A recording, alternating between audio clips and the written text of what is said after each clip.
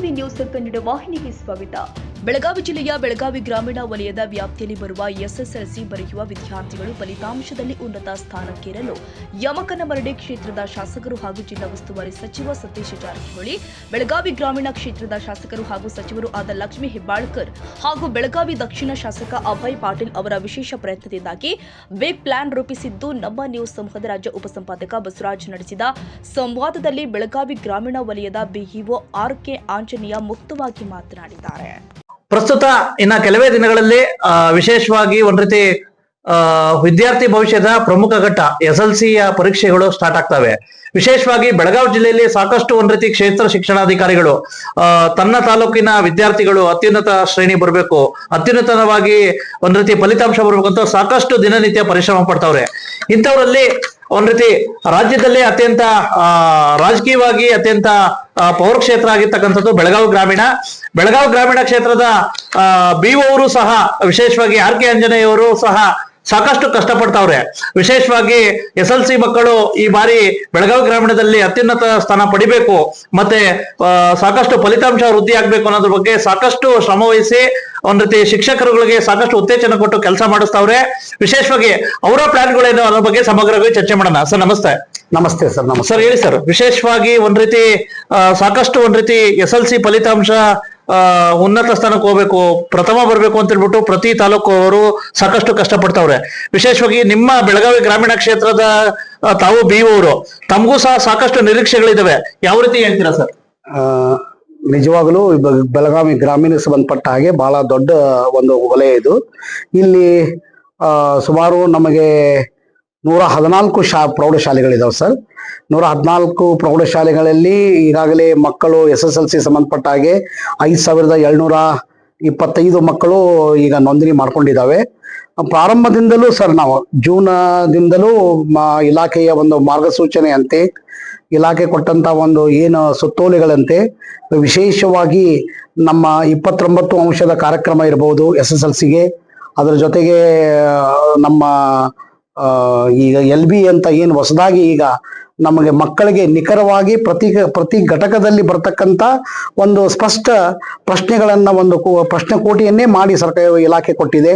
ಅದರ ಆಧಾರವಿಟ್ಟುಕೊಂಡು ಮತ್ತು ವಿದ್ಯಾರ್ಥಿ ಶಿಕ್ಷಕರ ಒಂದು ಎಲ್ಲರ ಒಂದು ಜೊತೆಗೂಡಿ ವಿಷಯ ವೇದಿಕೆಗಳನ್ನ ಮಾಡಿಕೊಂಡು ಮುಖ್ಯೋಪಾಧ್ಯಾಯರ ಒಂದು ಸಭೆಗಳ ಮುಖಾಂತರ, ವಿಷಯ ವೇದಿಕೆಗಳ ಮುಖಾಂತರ ಪ್ರತಿಯೊಂದು ವಿಷಯಗಳನ್ನ ಏನು ಗಟ್ಟಿ ಮಾಡಿ ಮಕ್ಕಳಲ್ಲಿ ವಿಶೇಷವಾಗಿ ಪ್ರಾರಂಭದಲ್ಲೇ FLN ಅನ್ನ ಅಂದ್ರೆ ನಮ್ದು ಏನು ಕಲಿಕೆಯಲ್ಲಿ ಹಿಂದುಳಿದ ಮಕ್ಕಳನ್ನು ಗುರುತಿಸಿ ಅವರಿಗೆ ವಿಶೇಷವಾಗಿ ನಾವೊಂದು ಕ್ರಿಯಾ ಯೋಜನೆಯನ್ನು ಮಾಡಿಕೊಂಡು ಪ್ರಸ್ತುತ SSLC ಪರೀಕ್ಷೆ ನಮ್ಮ ತಾಲೂಕಿನ ಪರೀಕ್ಷೆ ಅತ್ಯುತ್ತಮವಾಗಬೇಕು, ಪ್ರತಿಶತ 100ಕ್ಕೆ 100 ನಾವು ಸಾಧನೆ ಮಾಡಬೇಕು ಅಂತ ನಾವು ಒಂದು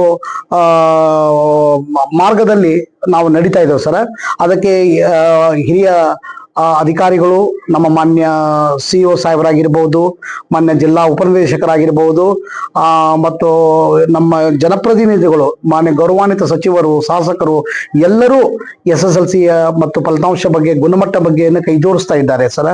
ಆ ಹಿನ್ನೆಲೆಯಲ್ಲಿ ಇವತ್ತು ನಾವು ಮಕ್ಕಳಿಗೆ ಅಭಿಪ್ರೇರಣಾ ಕಾರ್ಯಕ್ರಮಗಳು ಮಾಡುವ ಮೂಲಕ ವಿಶೇಷವಾಗಿ ಎಲ್ಲಾ ಮಕ್ಕಳಿಗೆ ನಾವು ಇವತ್ತು ಅಭಿಪ್ರೇರಣಾ ಕಾರ್ಯಕ್ರಮಗಳನ್ನು ಪ್ರತಿ ಶನಿವಾರ ವಿಶೇಷ ಒಂದು ತರಗತಿಗಳನ್ನ ತೆಗೆದುಕೊಂಡು ಅವರಿಗೆ ಮೋಟಿವೇಶನ್ ಕಾರ್ಯಕ್ರಮ, ವಿವಿಧ ಸಂಪನ್ಮೂಲ ವ್ಯಕ್ತಿಗಳಿಂದ, ನುರಿತ ಶಿಕ್ಷಕರಿಂದ, ನುರಿತ ಅನುಭವಿ ಸಂಪನ್ಮೂಲ ವ್ಯಕ್ತಿಗಳಿಂದ ಅವರನ್ನ ನಾವು ಮೋಟಿವೇಶನ್ ಮಾಡುವ ಜೊತೆಗೆ ಅವರ ಅಭಿಪ್ರೇರಣೆ ಮಾಡೋದನ್ನು ತಯಾರಿ ಮಾಡ್ಕೊಂಡಿದ್ದೇವೆ.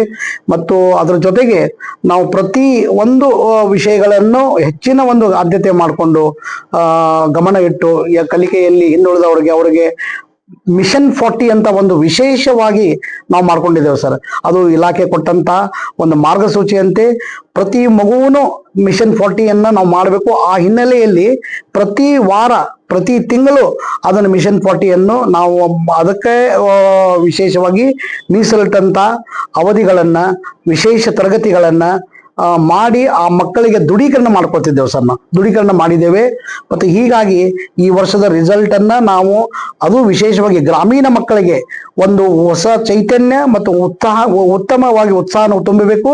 ಆ ಹಿನ್ನೆಲೆಯಲ್ಲಿ ಗ್ರಾಮೀಣ ಮಕ್ಕಳು ಪ್ರತಿಭೆಯನ್ನು ಹೊರತರುವುದರಲ್ಲಿ SSLCಯೇ ಒಂದು ಘಟ್ಟವಾಗಿದ್ದರಿಂದ ಹೆಚ್ಚಿನ ಪ್ರಮಾಣದಲ್ಲಿ ನಾವು ಫಲಿತಾಂಶವನ್ನು ನಿರೀಕ್ಷೆ ಮಾಡ್ಕೊಂಡಿದ್ದೀವಿ. ಆ ನಿಟ್ಟಿನಲ್ಲಿ ನಾವು ಎಲ್ಲರ ಮಾರ್ಗದರ್ಶನದಿಂದ ಕೆಲಸ ಮಾಡ್ತಿದ್ದೇವೆ ಸರ್. ಸೊ ತಮ್ಮ ಸಹಕಾರನೂ ಕೂಡ ಇದಕ್ಕೆ ಬೇಕಾಗುತ್ತೆ.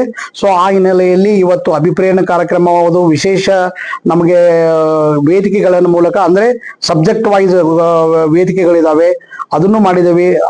ಮತ್ತು ನಮ್ಮ 3 ಇವತ್ತು ನಾವು ಪೂರ್ವಭಾವಿ ಸಭೆ ಸಿದ್ಧತೆ ಪೂರ್ವಭಾವಿ ಪರೀಕ್ಷೆಗಳನ್ನು ಮಾಡ್ಕೊಂಡಿದ್ದೇವೆ ಸರ್. ನಾವು ಅದರಲ್ಲೂ ಕೂಡ ಉತ್ತಮವಾಗಿ ಆಗಿ ಬಂದಿದೆ. ಇನ್ನಷ್ಟು ಉಳಿದ ದಿನಗಳಲ್ಲಿ ಒಂದು 10-15 ದಿನಗಳ ಕೊನೆಯವರೆಗೂ ಮಗು ಶಾಲೆಗೆ ಬಂದು ಅಲ್ಲಿಗೆ ನಾವು ಅವ್ರಿಗೆ ಸಂಪೂರ್ಣವಾಗಿ ಮಾರ್ಗದರ್ಶನ ಕೊಡುವುದನ್ನು ಮಾಡ್ಕೊಂಡಿದ್ದೇವೆ ಸರ್ ನಾವು. ಆಮೇಲೆ ಈಗಾಗಲೇ ನಮ್ಮ SSLC ಪರೀಕ್ಷೆಗೆ ಸಂಬಂಧಪಟ್ಟ ಹಾಗೆ ಪ್ರತಿ ವಾರ ನಮ್ಮ DDPI ಅವರಾಗ್ಲಿ ಅಥವಾ ಮಾನ್ಯ CO ಸಾಹೇಬರಾಗ್ಲಿ ಇದರ ಬಗ್ಗೆ ಸಂಪೂರ್ಣವಾಗಿ ನಮಗೆ ಮಾರ್ಗದರ್ಶನ ನೀಡುತ್ತಿದ್ದಾರೆ ಸರ್ ಅವರು.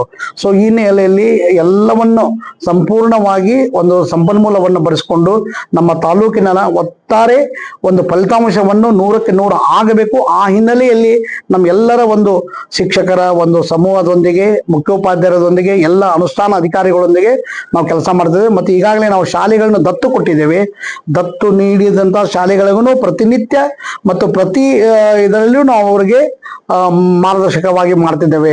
ಎಲ್ಲಿ ಕಲಿಕೆಯಲ್ಲಿ ಹಿಂದುಳಿದಂತ ಮಕ್ಕಳಿದ್ದಾರೆ ಅಂತ ಶಾಲೆಗಳನ್ನು ವಿಶೇಷ ಗಮನ ಹರಿಸಿ ಅವರಿಗೆ ನಾವು ಮಾಡಿದ್ದೇವೆ. ಆಮೇಲೆ ಇನ್ನೊಂದು ವಿಶೇಷ ಏನಪ್ಪಾ ಅಂದ್ರೆ, ರಾಜ್ಯದಲ್ಲೇನೆ ಒಂದು ಮಾದರಿ ಆಗುವಂಗೆ ಹಾಗೆ ನಮ್ಮ ತಾಲೂಕಿನಲ್ಲಿ ನಾವು ಏನ್ ಮಾಡ್ಕೊಂಡ್ರೆ ಗ್ರಾಮ ಪಂಚಾಯಿತಿ ಮಟ್ಟದಲ್ಲಿ ಡಿಟಾಕ್ಸ್ ಮಾಡಿದ್ದೇವೆ.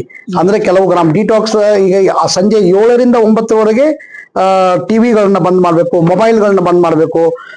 ಈಗಾಗಲೇ ನಮ್ಮಲ್ಲಿ ಹಲಗ ಅಂತ ಒಂದು ಗ್ರಾಮ ಬಸ್ತವಾಡದಲ್ಲಿ ಮಾಡ್ಕೊಂಡಿದ್ದೀವಿ.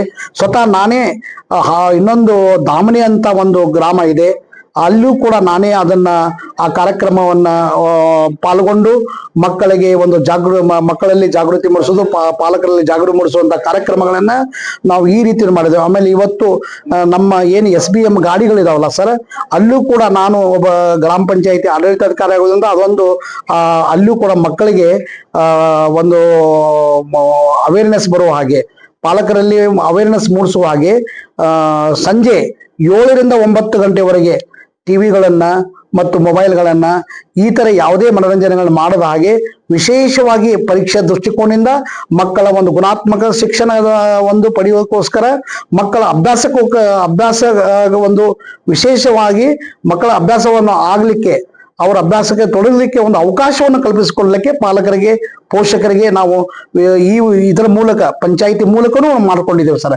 ನಮ್ಮ ಗ್ರಾಮೀಣದಲ್ಲಿ. ಮತ್ತು ಈಗಾಗಲೇ ನಮಗೆ ಗೌರವಾನ್ವಿತ ಸಚಿವರಾಗಲಿ ಮತ್ತು ಶಾಸಕರಾಗಲಿ ಜನಪ್ರತಿನಿಧಿಗಳಾಗಲಿ ಸಾಕಷ್ಟು ನಮ್ಗೆ ಉತ್ತೇಜನ ಕೊಡ್ತಾರೆ. ರಿಸಲ್ಟ್ ಬಗ್ಗೆ ಬಹಳಷ್ಟು ಅವರು ಒಂದು ಉತ್ತಮವಾಗಿ ನಮಗೆ ಮಾರ್ಗದರ್ಶನ ಮಾಡ್ತಿದ್ದಾರೆ.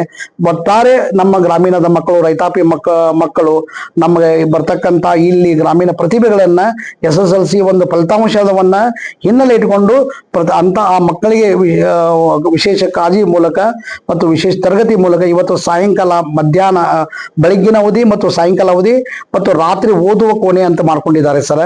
ಅಥವಾ ಇವತ್ತು ರಾತ್ರಿ 8 ಗಂಟೆವರೆಗೂ 8:30ವರೆಗೂ ಕೆಲವೊಂದು ಅಲ್ಲೇ ಗುಡಿ ಗುಂಡಾರಗಳಿರ್ಬೋದು ಅಥವಾ ಗ್ರಾಮ ಪಂಚಾಯತಿಗಳಿರ್ಬೋದು ಅಥವಾ ಮನೆಯಲ್ಲಿ ಇರಬಹುದು ಮಕ್ಕಳಿಗೆ ಮತ್ತು ತರಗತಿಗಳಲ್ಲೂ ಕೂಡ ಮಾಡ್ಕೊಂಡಂತ ವಿಶೇಷವಾಗಿ ನಮ್ಮ ತಾಲೂಕದಲ್ಲಿ ನಾವು ಮಾಡ್ತಿದ್ದೇವೆ ಸರ್. ಶಿಕ್ಷಕರು, ಮುಖ್ಯೋಪಾಧ್ಯಾಯರು, ನಾವು ಅದಕ್ಕೆ ಸಹಕಾರವನ್ನು ಪಾಲಕರ ಸಹಕಾರ ಪಡ್ಕೊಂಡು ನಾವು ವಿಶೇಷವಾಗಿ ಕ್ರಿಯಾಯೋಜನೆ ಮಾಡ್ಕೊಂಡು ನಾವು ಎಲ್ಲರೂ ನಿರಂತರವಾಗಿ ತೊಡಗಿಸ್ಕೊಂಡಿದ್ದೇವೆ ಸರ್. ನಾವು ಈಗ ಎಷ್ಟು ಶಾಲೆಗಳು ಬರ್ತಾವೆ ಸರ್? ವಿಶೇಷವಾಗಿ ಗ್ರಾಮೀಣ ಒಂದ್ ರೀತಿ ಇದಿದೆ, ಸಾಕಷ್ಟು ಒಂದ್ ರೀತಿ ಶಾಲೆಗಳು ಬರ್ತವೆ ಗ್ರಾಮೀಣ ಪ್ರದೇಶದಲ್ಲಿ. ಎಷ್ಟು ಶಾಲೆ ಬರ್ತವೆ ಸರ್? ನಮ್ಮಲ್ಲಿ ಮಕ್ಕಳ ಸಂಖ್ಯೆ 5,724 ಈಗ ಪರೀಕ್ಷೆಗೆ ರಿಜಿಸ್ಟರ್ ಆಗಿದ್ದಾರೆ ಸರ್. ಸೊ ಅವರೆಲ್ಲರೂ ಬರ್ತಾರೆ. ಸುಮಾರು 114 ಶಾಲೆಗಳು ಸರ್. ಇದರಲ್ಲಿ ನಮಗೆ ಕನ್ನಡ, ಮರಾಠಿ ಮತ್ತು ಇಂಗ್ಲಿಷ್ ಮೀಡಿಯಂ ಶಾಲೆಗಳಿದಾವೆ ಮತ್ತು ಉರ್ದು ಮೀಡಿಯಂ ಶಾಲೆ ಇದಾವೆ. ಹೆಚ್ಚಿನ ಶಾಲೆಗಳು ನಮ್ಮ ಮರಾಠಿ ಭಾಗದಲ್ಲಿ, ಪಶ್ಚಿಮ ಭಾಗದಲ್ಲಿ ಇರುವುದರಿಂದ ಸೊ ನಮಗೆ ಮರಾಠಿಯೂ ಒಂದು ಚಾಲೆಂಜ್ ಆಗಿದೆ. ಅಲ್ಲೂ ಕೂಡ ಕನ್ನಡದ ಭಾಷೆಗೆ ಅತ್ಯಂತ ಆದ್ಯತೆಯನ್ನು ಕೊಟ್ಟು ವಿಶೇಷ ತರಗತಿ ಮೂಲಕ, ಸಂಪನ್ಮೂಲ ಮೂಲಕ ಪ್ರತಿಯೊಬ್ಬರು ಅಂದ್ರೆ ಎಲ್ಲಾ ವಿಷಯಗಳಲ್ಲಿನೂ ಪಾಸ್ ಆಗಲೇಬೇಕು. ಅವ್ರಿಗೆ ಕಠಿಣತೆ ಇದ್ದಂತ ಗಣಿತ ವಿಷಯಗಳಾಗಲಿ, ಇಂಗ್ಲಿಷ್ ಆಗಲಿ, ಕನ್ನಡ ಆಗಲಿ ಅದನ್ನ ಹೆಚ್ಚಿನ ಒಂದು ಪ್ರಾಶಸ್ತ್ಯವನ್ನು ಕೊಟ್ಟು ಕ್ರಿಯಾ ಯೋಜನೆ ರೂಪಿಸಿ ಆ ಮಕ್ಕಳಿಗೆ, ಹಿಂದುಳಿದ ಮಕ್ಕಳಿಗೆ ನಾವು 40+ 50+ ಅನ್ನ ಪ್ರಶ್ನೆ ಕೋಟಿಯನ್ನು ಕೊಟ್ಟು ಅವರಿಗೆ ನಾವು ಪ್ರತಿನಿತ್ಯ ಅವ್ರಿಗೆ ಏನೇನು ಪ್ರತಿ ವಾರ ಏನೇನು ಮಾಡಬೇಕು ವಿಷಯಗಳಲ್ಲಿ ಎನ್ನುವಂಥದ್ದು ನಾವು ದೃಢೀಕರಣ ಮಾಡ್ಕೊಳ್ತೇವೆ ಶಿಕ್ಷಕರ ಮೂಲಕ. ಆ ಪ್ರತಿ ವಿಷಯದವರು ಶಿಕ್ಷಕರು ದೃಢೀಕರಣ ಮಾಡಿಕೊಂಡು ಈ ಒಂದು ಕಾರ್ಯವನ್ನ ಮಕ್ಕಳ ಒಂದು ಫಲಿತಾಂಶಕ್ಕೆ ವಿಶೇಷವಾಗಿ ಮಕ್ಕಳ ಫಲಿತಾಂಶಕ್ಕೆ ಒಂದು ಉತ್ತಮವಾದ ಮಾರ್ಗದರ್ಶನ ನೀಡುವಂತ ನಮ್ಮ ಶಿಕ್ಷಕರು ನಮ್ಮ ಶಾಲೆಗಳಲ್ಲಿ ಮಾಡ್ತಿದ್ದಾರೆ ಸರ್. ಈಗ ಸಾಕಷ್ಟು ಒಂದ್ ರೀತಿ ತಾಲೂಕುಗಳಲ್ಲಿ ಬಿಇಒಗಳು ಈ ಬಾರಿ ನಾವು ಫಸ್ಟ್ ಬರ್ಬೇಕು ಅಂತ ಇದ್ ಮಾಡ್ತಾರೆ. ಒಂದ್ ಕಡೆ ಕಿತ್ತೂರು, ಒಂದ್ ಕಡೆ ಖಾನಾಪುರ, ಸಾಕಷ್ಟು ಈ ಕಡೆ ಭಾಗದಲ್ಲಿ. ಇಂತಹ ಸಂದರ್ಭದಲ್ಲಿ ಈ ಬಾರಿ ಕಳೆದ ಬಾರಿ ಎಲ್ಲ ಒಂದ್ ಕಡೆ ಬೆಳಗಾವಿ ಗ್ರಾಮೀಣದ ಒಂದ್ ರೀತಿ SLC ಫಲಿತಾಂಶ ಸ್ವಲ್ಪ ಕಮ್ಮಿ ಆಗಿತ್ತು. ಇಂತಹ ಸಂದರ್ಭದಲ್ಲಿ ತಾವು ಈ ಬಾರಿ ಯಾವ ಸ್ಥಾನ ಪಡಿಬಹುದು ಅಂತ ನಿರೀಕ್ಷೆ ಇಟ್ಕೊಂಡಿದ್ದೀರಾ?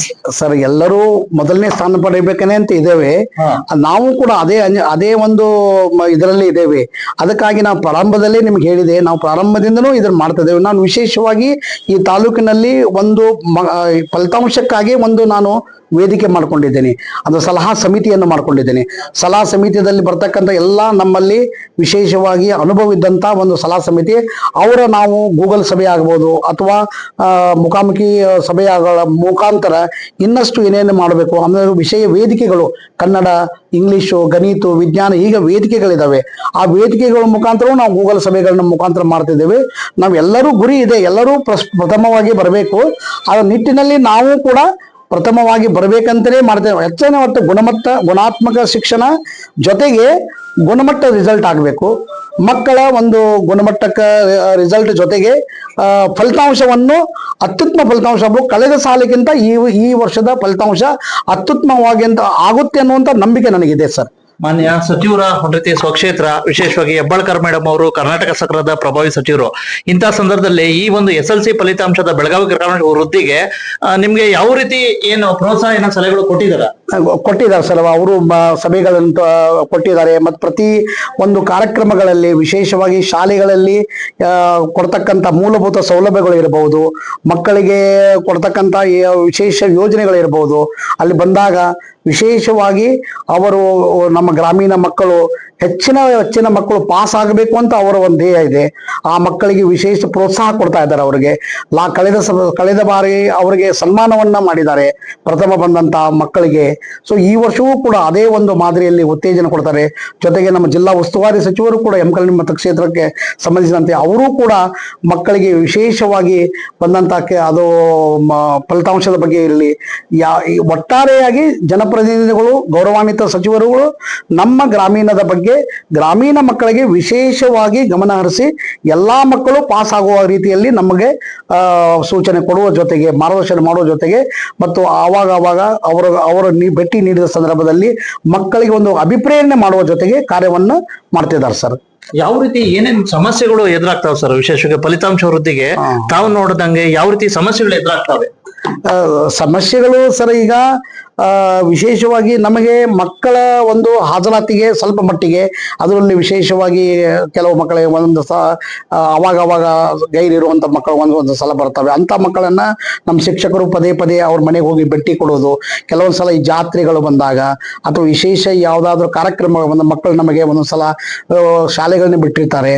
ಆವಾಗ ನಾವು ಅವ್ರನ್ನ ಮತ್ತೆ ಮನೆಗೆ ಕರ್ಕೊಂಡು ಹೋಗಿ ಮನವೊಲಿಸಿ ಮತ್ತೆ ಕರ್ಕೊಂಡು ಬಂದು ಅಂತ ಒಂದು ಎಲ್ಲ ಮಕ್ಕಳು ಇರ್ತಾರೆ, ಅಂಥವ್ರನ್ನ ವಿಶೇಷವಾಗಿ ಗಮನ ಹರಿಸಿ ಕರ್ಕೊಂಡು ಬಂದು ಅವರನ್ನ ನಾವು ಮತ್ತೆ SSLC ಮಹತ್ವವನ್ನು ತಿಳಿಸಿ ನಾವು ಕೂಡ ಪಾಲಕರ ಮನೆಗೆ ಹೋಗ್ತೀವಿ, ಶಿಕ್ಷಕರು ಹೋಗ್ತಾರೆ, ನಮ್ಮ ಅಧಿಕಾರಿಗಳನ್ನು ಭೇಟಿ ಕೊಡ್ತಿದ್ದಾರೆ.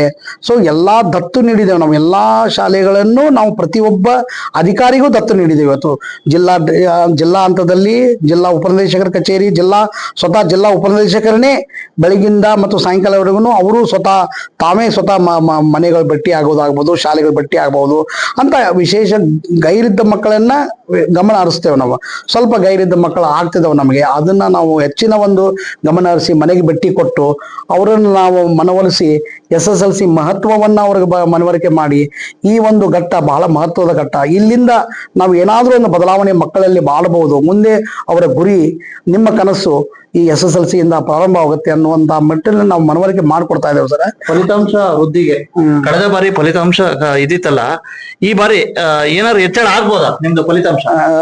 ಖಂಡಿತ 100% ಹೆಚ್ಚಾಗುತ್ತೆ ಸರ್. ಸೊ ಆ ನಿಟ್ಟಿನಲ್ಲಿ ಅಷ್ಟು ಶ್ರಮ ಹಾಕಿ ಅಷ್ಟು ಮಾರ್ಗದರ್ಶನ ಪಡ್ಕೊಂಡು ನಾವೆಲ್ಲರೂ ಮಾಡಿದ್ದೇವೆ ಸರ್. ಸೊ ನಾವು ನಿರೀಕ್ಷೆನಲ್ಲಿ ಇದ್ದೇವೆ. ಇನ್ನ ನಮಗೆ ವೇಳೆ ಇದೆ ಸರ್. ಇನ್ನ ಕೊನೆ ವೇಳೆವರೆಗೂ ಕೂಡ ನಾವು ನಮ್ಮ ಪ್ರಯತ್ನದಲ್ಲಿ ಇದ್ದುಕೊಂಡು ಆ ನಮ್ಮ ಮಕ್ಕಳಿಗೆ ನಾವು ಒಂದು ಮಾರ್ಗದರ್ಶನ ಮಾಡ್ತೇವೆ ಸರ್. ಯಾಕಂದ್ರೆ ಕಳೆದ 18ಕ್ಕೆ ಪ್ರಾರಂಭ ಆಗೋದು ಅನ್ಕೊಂಡು ನಾವು 17ವರೆಗೂ ಕೂಡ ಮಕ್ಕಳನ್ನ ನಮ್ಮ ಹಾಜರಾತಿ ಇರಬೇಕು ಅಂತ ನಾವು ಕಟ್ಟುನಿಟ್ಟಾಗಿ ಹೇಳಿದ್ದೇವೆ. ಈಗಾಗಲೇ ನಮ್ಮ ಮುಖ್ಯ ಅಧೀಕ್ಷಕರಿಗೆ ನಾನು ಇವತ್ತನೇ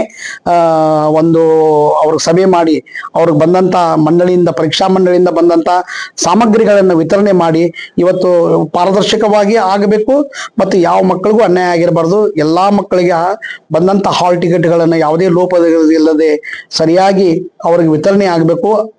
ಮಕ್ಕಳಿಗೆ ಇನ್ನಷ್ಟು ಗಟ್ಟಿ ಮಾಡಬೇಕು. ಪ್ರತಿಯೊಂದು ವಿಷಯದಲ್ಲಿ ಅವ್ರು ಗಟ್ಟಿ ಮಾಡಿ ಫಲಿತಾಂಶದ ವೃದ್ಧಿಯಾಗಿ ನಾವೆಲ್ಲರೂ ಶ್ರಮ ಹಾಕಿ ನಾವು ಮಾಡ್ತಿದ್ದೇವೆ.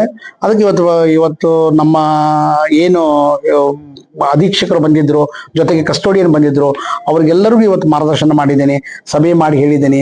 ಆಮೇಲೆ ಸಕಾಲಕ್ಕೆ ನಾವೆಲ್ಲ ಅವ್ರಿಗೆ ಗೂಗಲ್ ಮೀಟ್ ಆಗ್ಬೋದು ಅಥವಾ ಮುಖಾಮುಖಿ ಸಭೆಗಳನ್ನು ಕೂಡ ಅಧಿಕಾರಿಯಿಂದ, ನಮ್ಮ ಮೇಲಾಧಿಕಾರಿಗಳಿಂದ, ಉಪನಿರ್ದೇಶಕರಿಂದ, ಮಾನ್ಯ CEO ಅವರಿಂದ ಪಡ್ಕೊಂಡು ನಾವು ನಮ್ಮ ತಾಲೂಕಿನ ರಿಸಲ್ಟ್ ಅನ್ನ ಎಲ್ಲರ ಸಹಕಾರದೊಂದಿಗೆ ಉತ್ತಮಪಡಿಸುವಲ್ಲಿ ನಾನು ಪ್ರಯತ್ನ ಮಾಡ್ತಿದ್ದೇನೆ ಸರ್. ಇದಕ್ಕೆ ಇವಿಷ್ಟು ಅಟೋಶಕರೇ ಗೊತ್ತಾಯ್ತಲ್ಲ. ಮಾನ್ಯ ಗೌರವಾನ್ವಿತ BO ಸಾಹೇಬ್ರು, ಸಾಕಷ್ಟು ಒಂದ್ ರೀತಿ ಜನಪ್ರಿಯ BO ಸಾಹೇಬ್ರು RK ಆಂಜನೇಯ ಸಾಹೇಬ್ರ ಅಭಿಪ್ರಾಯ. ನಮಸ್ಕಾರ, ಥ್ಯಾಂಕ್ ಯು.